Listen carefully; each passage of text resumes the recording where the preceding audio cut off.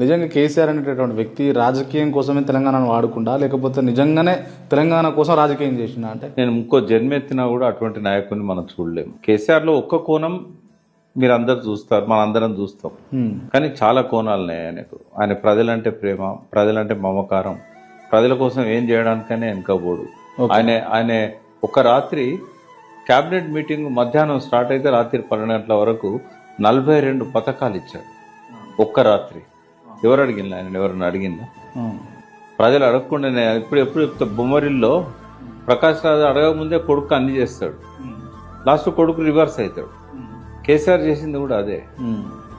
ఎవరు చేసింది చెప్పు? ఇప్పుడు ఈ 9.5 ఏళ్ల పాలనకు ఈక్వల్ పాలన భారతదేశంలో ఏ రాష్ట్రంలోనైనా స్వాతంత్రం వచ్చినాక నాకు చూపెట్టు, చర్చకు సిద్ధం. నేను ఫిగర్స్ తో పాటు వస్తా. నేను ఎవరిని అనరమ్మను, జయప్రకాష్ నారాయణ రమ్మను, లేకపోతే కోదన్ రామన్ రమ్మను, రేవంత్ రెడ్డి ఎవరిని అనరమ్మను.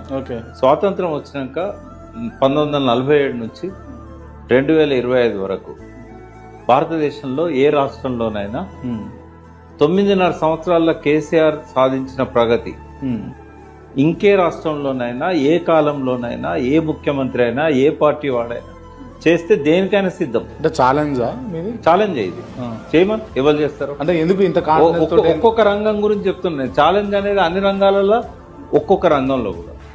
ఎందుకంటే కళ్ళుండి చూడలేని గుడ్డి వాళ్ళు, చెవులుండి వినలేని వాళ్ళు, చదవలేని వాళ్ళు మేధావులుగా చెల్లమని అవుతుంది. ఏం చెప్తాం ఇంకా?